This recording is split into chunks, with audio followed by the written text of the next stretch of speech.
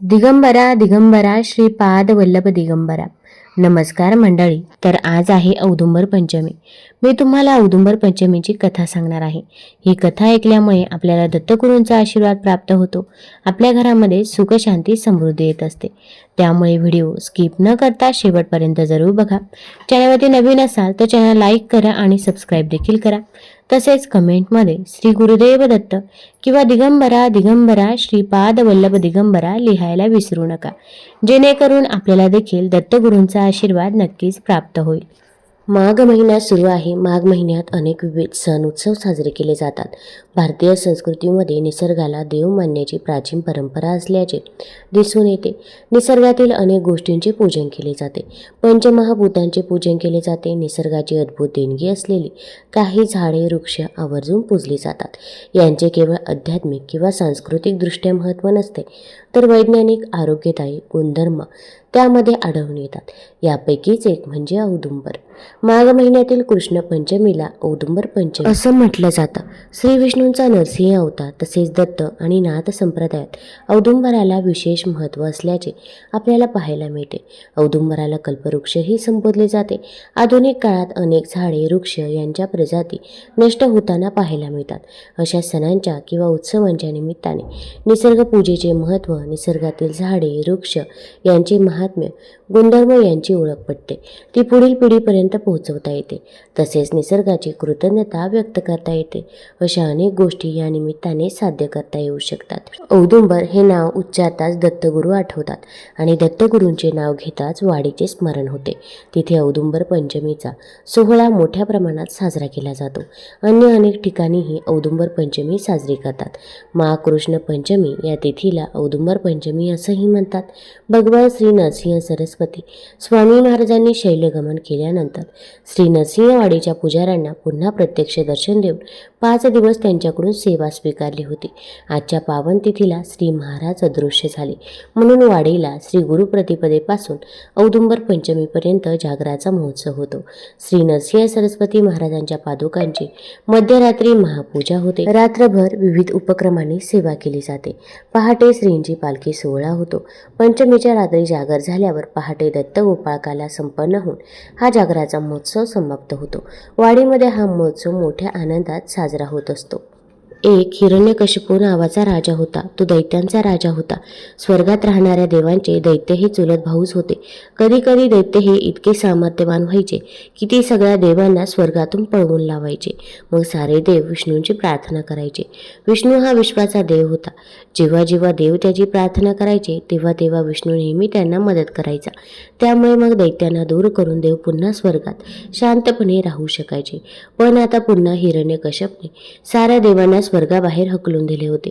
तो स्वतः स्वर्गाच्या सिंहासनावर आरूढ झाला आणि त्याने पृथ्वी जिथे माणसं आणि प्राणी राहायचे, स्वर्ग जिथे देव राहायचे आणि पाताळ जिथे दैत्य राहायचे, अशा तिन्ही लोकांचा स्वामी म्हणून स्वतःला घोषित केले. राजा हिरण्यकश्यपने स्वतः असे देखील घोषित केले की मी विष्णूपेक्षा श्रेष्ठ आहे. यापुढे कोणीही विष्णूंची पूजा करणार नाही, फक्त माझीच पूजा व्हायला पाहिजे. विष्णू नव्हे तर मीच विश्वाचा राजा आहे. हिरण्यकश्यपला एक प्रल्हाद नावाचा मुलगा होता. प्रल्हाद त्याच्या वडिलांसारखा बिलकुल नव्हता. त्याची भक्ती विष्णूंवरती होती, देवावरती भक्ती होती आणि विशेष करून भगवान विष्णूवर. अगदी लहानपणापासूनच प्रल्हाद रोज विष्णूंची प्रार्थना करत असे. तो म्हणायचा, विष्णू हाच माझा परममित्र आहे आणि माझं विष्णूवरच प्रेम आहे. जेव्हा हिरण्यकश्यपने ऐकलं की प्रल्हादचं विष्णूवर प्रेम आहे, तो रोज विष्णूंची प्रार्थना करतो, तेव्हा त्यानं प्रल्हादला 2 शिक्षकांबरोबर राहायला पाठवून दिलं. त्याने शिक्षकांना सांगितलं, माझ्या मुलाला प्रत्येक गोष्ट शिकवा, पण देवाबद्दल शिकवू नका आणि विष्णूबद्दल तर अजिबात काही शिकवू नका.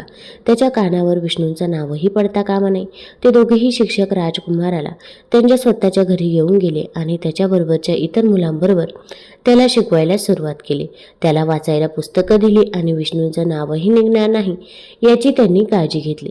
एके दिवशी शिक्षकांना आढळून आलं की प्रल्हाद त्याची पुस्तकं वाचण्याऐवजी इतर मुलांना विष्णूबद्दल शिकवण्यात मग्न आहे. म्हणून एक शिक्षक त्याला म्हणाले, तू विष्णूबद्दल बोलता कामा नाही, तुझे वडील त्यामुळे रागवतील. त्यामुळे प्रल्हादनं उत्तर दिलं की पण मला विष्णूबद्दल बोलणे आवश्यक आहे. माझं विष्णूवर प्रेम आहे. माझे वडील जरी रागावले तरी मी विष्णूबद्दल बोलणार. विष्णू हा भगवान आहे आणि मी त्याची प्रार्थना करतो. तुमच्या शाळेतल्या मुलांना देवाची प्रार्थना कशी करायची ते ठाऊक नाही आणि विष्णूची पूजा कशी करायची तेही त्यांना माहीत नाही, म्हणून मी त्यांना शिकवत आहे.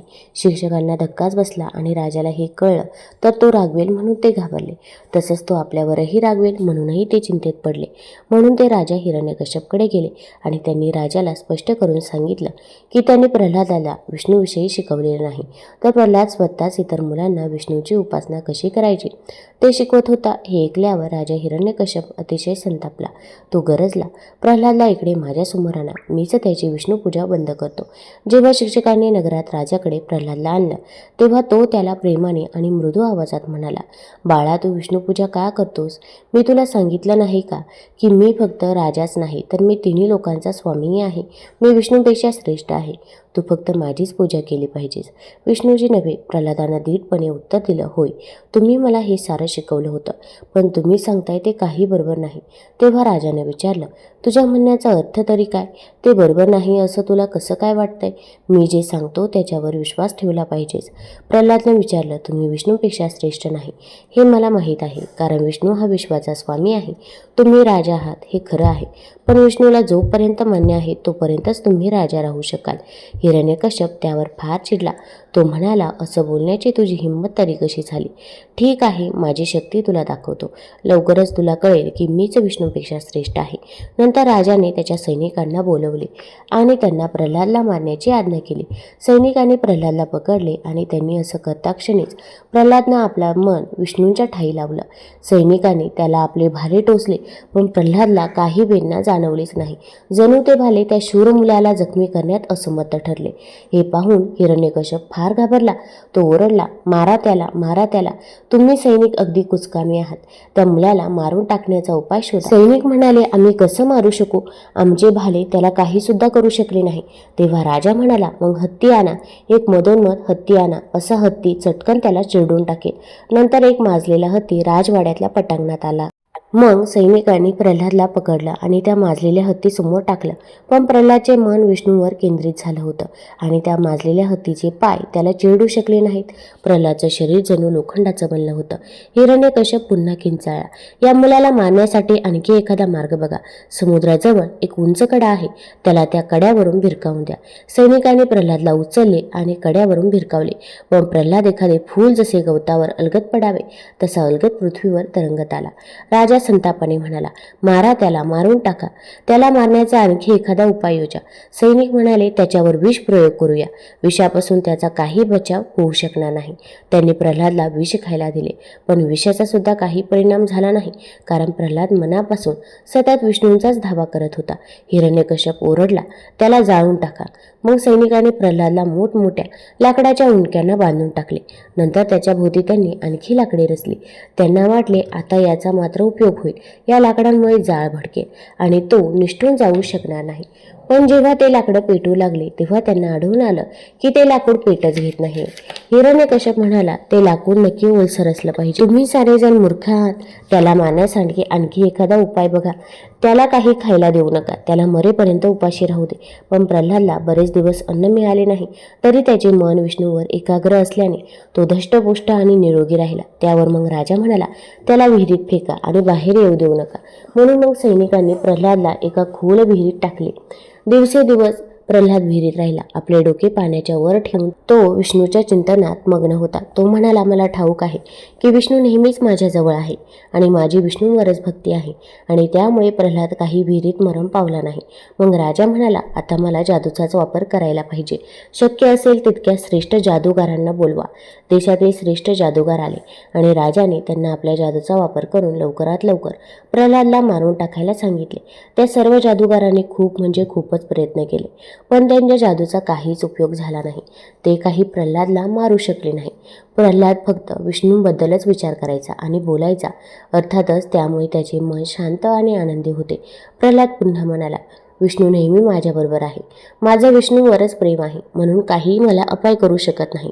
नंतर हिरण्यकश्यप राजाने सैनिकांना आज्ञा दिली की त्याला पाताळातून आणलेल्या भयंकर सर्पांनी बांधून टाकावं. ते सर्प बळकट दोरांपेक्षाही बळकट होते आणि अशा सर्पांद्वारे सैनिकांनी प्रल्हादला बांधून टाकले. हिरण्यकश्यप रागाने म्हणाला, आता त्याला समुद्राच्या तळाशी भिरकावून द्या आणि त्याला एका डोंगराने झाकून टाका. त्याला तिथेच मरू दे. तो काही लगेच मरायचा नाही, पण मरेल नक्कीच, अगदी निश्चितच. त्याला आता भयंकर सर्पांनी बांधून टाकलं, समुद्रात फेकून दिलं आणि वरून डोंगरांनी झाकलं गेलं. तरीसुद्धा प्रल्हादचे मन विष्णूवरच केंद्रित झाले होते. तो पुन्हा पुन्हा विष्णूंची प्रार्थना करत होता. हे विश्वदेवा, हे विष्णू, मी तुला अभिवादन करतो. अशा प्रकारे विष्णूंचा विचार करत असताना आणि विष्णूंचे ध्यान करत असताना त्याला विष्णू त्याच्याजवळ आहे असे जाणवू लागले. तो पाण्याच्या खोल खोल तळाशी बुडत जात असताना विचार करत होता, विष्णू सर्व काळ माझ्याजवळ आहे. विष्णू माझ्याजवळ आहे, त्यामुळे भीतीचं काही कारण नाही. मला काहीही झालं तरी मला ठाऊक आहे की विष्णू सदैव माझ्याजवळच आहे. हे विश्वविधात्या विष्णू, माझा तुला नमस्कार असो. अशा प्रकारे विष्णूंचा विचार करत असताना आणि चिंतन करत असताना त्याला विष्णू त्याच्याजवळच नाही तर त्याच्या हृदयातच आहे असे जाणवू लागले. त्याला जाणवू लागले तो आणि विष्णू एकरूपच आहे, किंवा खरं तर तो स्वतःच विष्णू आहे. तो विचार करू लागला, मी विष्णूंपासून वेगळा नाही, तर मी विष्णू एकरूपच आहे. मीच विष्णू आहे. मी सर्वत्र आहे, सगळ्या वस्तूंमध्ये मी आहे आणि सर्व वस्तू म्हणजेच मी आहे. ज्या क्षणी प्रल्हादनं असा विचार केला आणि समजून घेतलं की तोच जगातल्या साऱ्या वस्तूंमध्ये समावलेला आहे, त्या क्षणी ज्यांनी त्याला बांधून टाकलं होतं ते भयंकर दोरांसारखे सर्प अचानक तुकडे होऊन बाजूला पडले. त्याचवेळी प्रल्हादच्या डोक्यावर असलेल्या पर्वताचेही दुभंगून तुकडे होऊ लागले आणि तेही बाजूला पडून वाहून गेले. मग समुद्रातलं पाणीही प्रल्हादला घेऊन वरवर येऊ लागलं. प्रल्हाद अलगदपणे लाटांवर उचलला गेला आणि सुरक्षितपणे किनाऱ्यावर पोहोचला. तिथे उभा असताना मी दैत्य आहे, मुलगा आहे, प्रल्हाद आहे असं सारं सारं प्रल्हाद विसरून गेला. तो सर्वशक्तिमान आहे असं त्याला वाटलं. त्याला जाणवलं की विश्वातील सारी शक्ती त्याच्यामधूनच बाहेर पडत आहे. त्यामुळे निसर्गातील काहीही त्याला अपाय करू शकत नाही. तो स्वतःच निसर्गाचा चालक आहे. प्रल्हाद बराच वेळ किनाऱ्यावर उभा होता. तेव्हाच त्याच्या मनात हे सगळे नवीन आणि वेगळेच विचार तरळून गेले. मग त्याला हळूहळू जाणीव होऊ लागली की तो एक मुलगा आहे, त्याला शरीर आहे आणि त्याचं प्रल्हाद असं नाव आहे. पण आता तो नवीनच प्रल्हाद होता, कारण त्याला उमगलं होतं की भगवान विष्णू त्याच्या हृदयात आणि जगात सर्वत्र त्याच्या भोवती आहे. प्रत्येक गोष्ट त्याला विष्णू समान दिसू लागली होती. राजा हिरण्यकश्यपला लवकरच ही बातमी कळाली की प्रल्हाद मरण पावलेला नाही आणि तो समुद्र किनाऱ्यावरती उभा आहे. राजा स्वतःशीच विचार करू लागला, आता मी काय करावं? हा मुलगा म्हणजे मला मोठा धोकाच आहे. त्याची विष्णूवर श्रद्धा आहे आणि विष्णू तर हा माझा शत्रू आहे. ज्या अर्थी मी या मुलाला मारून टाकू शकलो नाही त्या अर्थी मला जपून राहिलं पाहिजे. मला त्याच्याशी प्रेमानं बोललं पाहिजे आणि त्याला विष्णूंची भक्ती करण्यापासून परावृत्त केलं पाहिजे. म्हणून मग हिरण्यकश्यपने प्रल्हादला बोलवलं आणि तो म्हणाला, बाळा माझं ऐक, मी दैत्यांचा राजा आहे आणि तू माझा मुलगा आहेस. जेव्हा तू मोठा होशील तेव्हा तू दैत्यांचा राजा होशील. म्हणून आता तू तुझ्या विष्णूंचा त्याग कर आणि राजा कसं व्हायचं ते शिक. मी विष्णूंपेक्षा श्रेष्ठ आहे, मी तुला आधीच सांगितलं आहे. तू विष्णूंची नव्हे तर माझीच पूजा केली पाहिजेस. प्रल्हादनं त्यावर उत्तर दिलं, तुम्ही विष्णूंपेक्षा श्रेष्ठ नाही. विष्णूंपेक्षा खरं तर कुणीच श्रेष्ठ नाही. राजा म्हणाला, तू अजून लहान आहेस. या साऱ्या गोष्टी कळायला तू फारच लहान आहेस. चंद्रासाठी रडणारं तू एक छोटं मुलंच आहेस. प्रल्हाद म्हणाला, मी चंद्रासाठी रडत नाहीये, कारण मला माहीत आहे की विष्णूंचं माझ्यावर प्रेम आहे आणि मला हे सुद्धा माहीत आहे की विष्णूला जोपर्यंत मान्य आहे तोपर्यंतच तुम्ही राजा राहाल. राजाला फार राग आला, पण आता त्यावेळी त्यांनी त्याचा राग दाखवला नाही. तो म्हणाला, तू अगदीच बाळ आहेस, जा आणि खेळ, तुझ्या पाठशाळेमध्ये जा. म्हणूनच हिरण्यकश्यपने पूर्वीप्रमाणे प्रल्हादला त्याच्या 2 शिक्षकांकडे परत पाठवले आणि त्यानं शिक्षकांनाही सांगितलं, माझ्या मुलाला राजाची कर्तव्य शिकवा. पण प्रल्हादला राजाची कर्तव्य शिकायची नव्हती. तो त्याचा वेळ इतर मुलांना विष्णूची भक्ती आणि श्रद्धा यांबद्दल शिकवण्यात घालवत असे. त्यामुळे दोन्ही शिक्षक घाईने पुन्हा हिरण्यकश्यपकडे परत आले आणि प्रल्हाद काय करत आहे ते त्याला सांगितलं. त्यावेळी राजा पूर्वीपेक्षाही जास्त रागावला. तो संतापाने वेडापिसा झाला. तो गरजला, प्रल्हादला माझ्याकडे घेऊन या. म्हणून मग प्रल्हादला त्याच्या वडिलांकडे परत पाठवण्यात आलं. राजा अतिशय चिडला आहे हे त्यानं बघितलं. राजा म्हणाला, तुला विष्णूंची पूजा करायला मी शाळेत परत पाठवलं नव्हतं. आता माझं ऐक, तू विष्णूंची पूजा करणं थांबवलंच पाहिजे, समजलं का? तू विष्णूंची पूजा करणं थांबवतो असं मला वचन दे. जर तू मला तसं वचन दिलं नाहीस तर मी तुला आता आणि इथेच ठार मारेन. तू काय करायचं ते ठरव. प्रल्हादनं शांतपणे उत्तर दिलं, विष्णू हा विश्वाचा ईश्वर आहे. तो सगळीकडे आहे, सगळ्या वस्तूंमध्ये आहे. त्याला आदी अंत काहीच नाही. विष्णूंपेक्षा श्रेष्ठ कोणीही नाही, म्हणून फक्त एका विष्णूंचीच पूजा करायला हवी. राजा ओरडला, दृष्टा, विष्णू सगळीकडे सगळ्या वस्तूंमध्ये आहे असं तू कसं म्हणू शकतोस? किती मूर्खपणा. तो तिथला खांब बघ. तुला असं म्हणायचंय का की विष्णू आता त्या खांबात लपलेला आहे? हा बाळा, तू किती वेड्यासारखा बोलतोयस. प्रल्हाद शांतपणे म्हणाला, होय, खरंच विष्णू खरोखरच त्या खांबाच्या आत आहे. राजा म्हणाला, तुला खरंच असं वाटतं? ठीक आहे, मीच तुला दाखवतो. जर तो तिथं असेल तर त्यालाच तुला वाचवू दे, आणि जर तो तिथं नसेल तर मीच तुला या तलवारीने आता मारेन. राजा झटकन खांबाकडे गेला आणि तलवारीने सक्कन खांबावर एक वार केला. त्याच क्षणी एक गडगडाट ऐकू आला. तो खांब तडकला आणि त्याच्या आतून विष्णू प्रकट झाले. विष्णू त्याच्या सर्वात जास्त भीतीदायक रूपात होते, अर्धा सिंह आणि अर्धा माणूस, ज्याला नरसिंह असं म्हणतात. मग नरसिंह आणि भगवान विष्णू यांच्यामध्ये अटातटीचे युद्ध देखील झाले. मग नरसिंहांनी आपल्या प्रखर नखांनी हिरण्यकश्यपला महालाच्या उंबरठ्यावर आपल्या मांडीवर ठेवून त्याचे पोट फाडून ठार मारले. अशा रीतीने भक्त प्रल्हादला छळणाऱ्या असुराचा वध झाला. परंतु त्या दैत्याच्या पोटातील कालकूट विष त्या नरसिंहरूपी विष्णूंच्या नखात भरले आणि त्यांच्या नखाचा दाह होऊ लागला. यावर देवी महालक्ष्मीने जवळच्याच औदुंबराची पिकलेली फळे आणून त्यात श्री नरसिंहांना आपली नखे खुपसवायला सांगितले. त्या औषधाचा परिणाम झाला व नरसिंहांच्या नखाचा दाह शांत झाला. याने उग्ररूप नरसिंह शांत झाला. तेव्हा विष्णूदेवी लक्ष्मीवर प्रसन्न झाले आणि त्यांनी औदुंबराला आशीर्वाद दिला की औदुंबर वृक्ष आपल्यावर सदैव फळे येतील, आपले नाव कल्पवृक्ष असे प्रसिद्ध होईल आणि आपली पूजा सेवा करणाऱ्यांच्या सर्व मनोकामना पूर्ण होतील. आपल्या दर्शन मात्राने उग्रता शांत होईल. आपल्या नियमित प्रदक्षिणा घातल्याने आपत्य प्राप्ती होईल. याच कारणामुळे औदुंबराला भूतलावरील कल्पवृक्ष असंही म्हणतात. साक्षात दत्त निवास असलेला पवित्र वृक्ष म्हणून औदुंबराची ख्याती आहे. 21 गुणांनी परिपूर्ण औदुंबर वृक्षाखाली सद्गुरू माऊली दत्तांनी साधना केली होती. औदुंबराला भूतलावरील कल्पवृक्ष म्हणतात कारण प्रभू विष्णूंनी औदुंबराला आशीर्वाद दिला आहे की याला सदैव फळे येतील. तसेच या झाडाचे पूजन व भक्तीने सर्व मनोकामना पूर्ण होतील. या झाडाचे दर्शन केल्याने उग्रता शांत होईल. या झाडाच्या नियमित प्रदक्षिणा घातल्याने आपत्य प्राप्ती होईल. औदुंबराखाली स्वतः दत्तात्रय श्री गुरुमूर्तीने देखील श्री नरसिंह मंत्राची उपासना केली होती. औदुंबराखाली एका ब्राह्मणाला जर जेवू घातले तर अनेक ब्राह्मणांना जेवण घातल्याचं फळ मिळते. औदुंबर वृक्षाखाली बसून निर्मळ मनाने जप केल्याने अनंत गुणांनी त्याची फळे मिळतात. औदुंबर वृक्षातळी निर्मळ मनाने एकचित्ताने एकादशनी रुद्र केला असता अतिरुद्र केल्याचे फळ मिळते. औदुंबराच्या मंदगतीने प्रदक्षिणा केल्यावर खूप पुण्य पदरी पडतं. या झाडाच्या 1,00,000 प्रदक्षिणा केल्याने कुष्ठरोग सारखे भयंकर रोग देखील जातात. औदुंबराच्या सावलीत जपानुष्ठान केल्याने आध्यात्मिक ज्ञानाची प्राप्ती होते आणि जपाचे अनंतपटीने फळ मिळते. औदुंबराखाली पाणी ठेवून त्या पाण्याने स्नान केल्याने भागीरथी नदीत स्नान केल्याचं पुण्य मिळतं.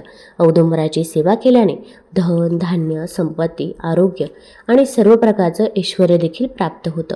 तुम्हाला जर ही कथा आणि ही माहिती आवडली असेल तर चॅनल लाईक करा, सबस्क्राईब करा आणि आपल्या मित्रपरिवारासोबत जरूर शेअर करा. धन्यवाद.